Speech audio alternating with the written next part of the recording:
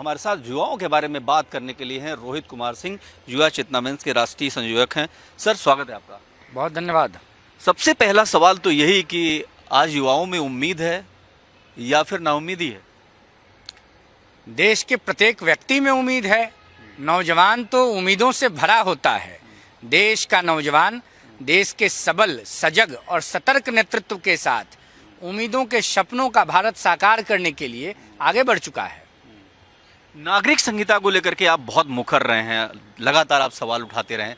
मुझे समझ में नहीं आता कि इसकी ज़रूरत क्या है, और आप हमारे दर्शकों को समझाइए कि जब आप ये मुखर होकर सवाल उठाते हैं कि नागरिक संहिता लागू होनी चाहिए, समान नागरिक संहिता, तो क्यों होनी चाहिए? अच्छा, ये बताइए, इस देश में सनातन धर्म को मानने वाले लोगों ने धर्म के अंदर कुछ नियम कानून को बदला कि नहीं बदला? विधवा विवाह शुरू हुआ कि नहीं हुआ? अंतरजातीय विवाह शुरू हुआ कि नहीं हुआ?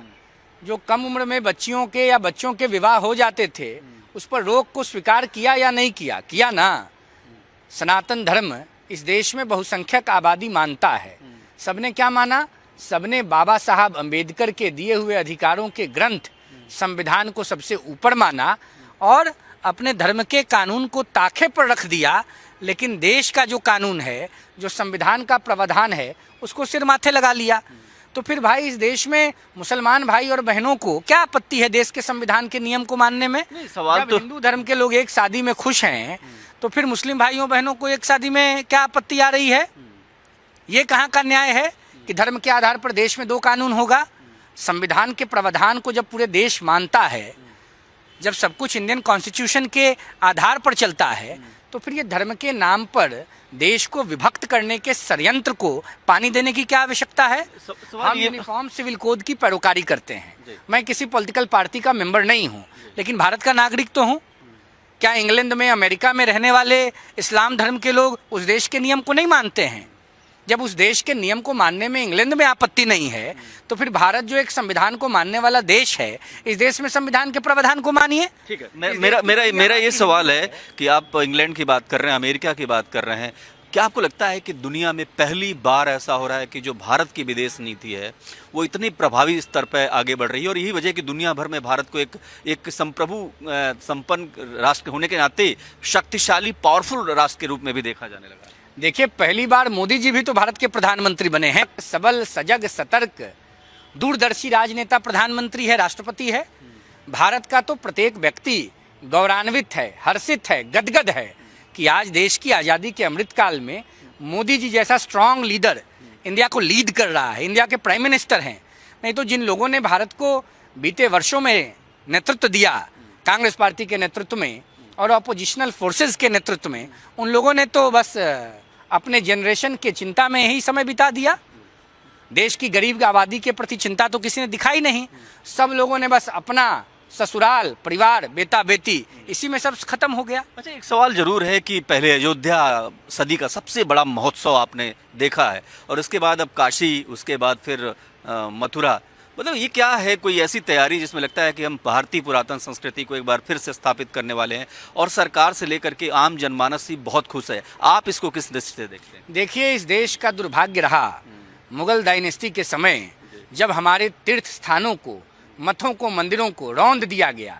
और उससे भी बुरा समय आया जब आज़ादी के बाद कांग्रेस पार्टी सत्ता में आई, और कांग्रेस पार्टी ने मुगल डायनेस्टी में जिन लोगों ने हमारे तीर्थ स्थलों को रौंदा, उनके नाम पर सड़कों और संस्थानों का नामकरण कर दिया।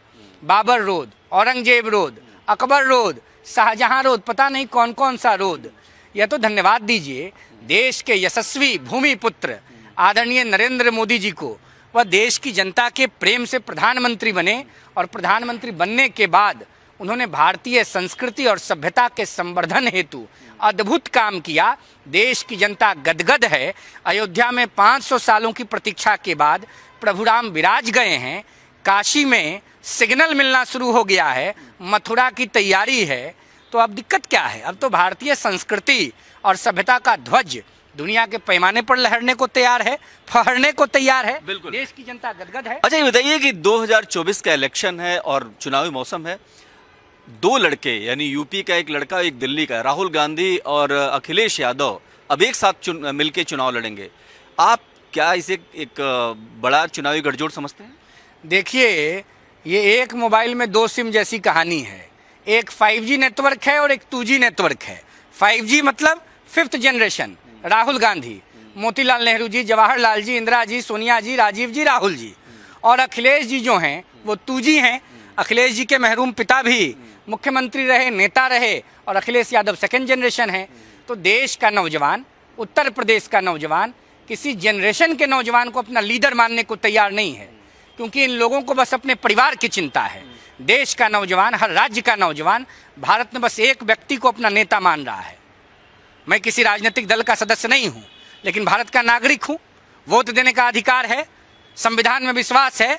देश और पूरे देश का नौजवान नरेंद्र मोदी जी के नेतृत्व में अपने सुनहरे भविष्य की पटकथा लिखने को आतुर है। चलिए इसी से एक जुड़ा सवाल है कि आप भी बताइए, 370 खत्म कर दिया गया, अयोध्या में भव्य राम मंदिर बन गया, और अब ज्ञानवापी में भी पूजा पाठ शुरू हो गया। आपको लगता है कि इसका चुनाव में कोई बड़ा असर पड़ने वाला है? यहाँ देश की जनता जो है इससे प्रभावित होगी और मतदान करेगी, ये एक बड़ा फैक्टर होगा, या फिर डेवलपमेंट विकास इशू होगा? सब कुछ को चुनाव से कनेक्ट नहीं करना चाहिए, या भारत के अभिमान से कनेक्ट होना चाहिए, या भारत के गौरव से कनेक्ट होना चाहिए, या भारत के मान और सम्मान से कनेक्ट होना चाहिए। बताइए, विश्वनाथ भगवान विश्वेश की नगरी काशी, वहाँ मंदिर तोड़ दिया औरंगजेब ने। अयोध्या प्रभु राम की जन्मभूमि, राम हमारे आत्मा, हमारे प्राण तत्व, बाबर ने उनके घर को गिरा दिया। देश आज़ाद हुआ, आज़ादी के 75 सालों के बाद किसी ने हिम्मत नहीं की कि इन जगहों पर पुनः वह स्वरूप दिखना चाहिए। मोदी जी ने यह काम किया, माननीय न्यायालय ने न्याय किया।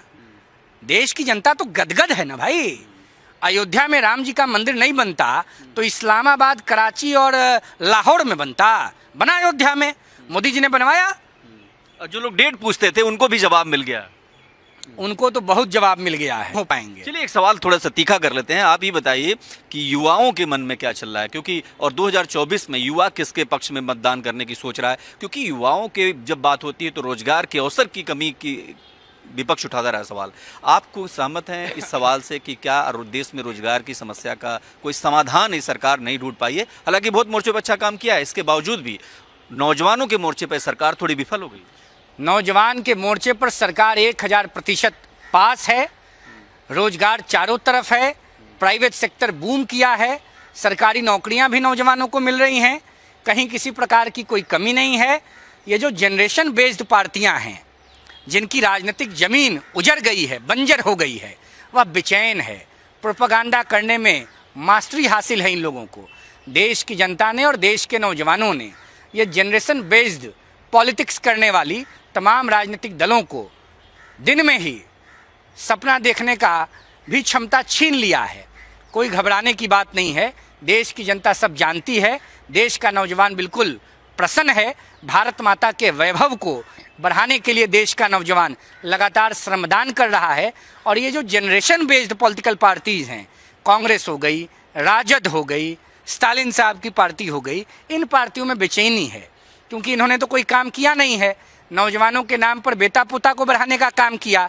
अब देश का नौजवान प्रश्न पूछ रहा है, जवाब नहीं है, इसलिए घबराने की कोई बात नहीं है। देश प्रगति के पथ पर बढ़ चुका है और देश का नौजवान एक पैर पर खड़ा होकर देश के यशस्वी प्रधानमंत्री आदरणीय मोदी जी को मजबूत करने में लगा हुआ है। तो देखिए, ये थे रोहित कुमार सिंह जो बता रहे थे कि विपक्ष की जो राजनीति है, प्रोपेगेंडा की राजनीति है, दुष्प्रचार की राजनीति है, और प्रधानमंत्री मोदी भी यही कहते हैं। कैमरा पर्सन दिलीप के साथ मैं देवनाथ, भारत एक्सप्रेस।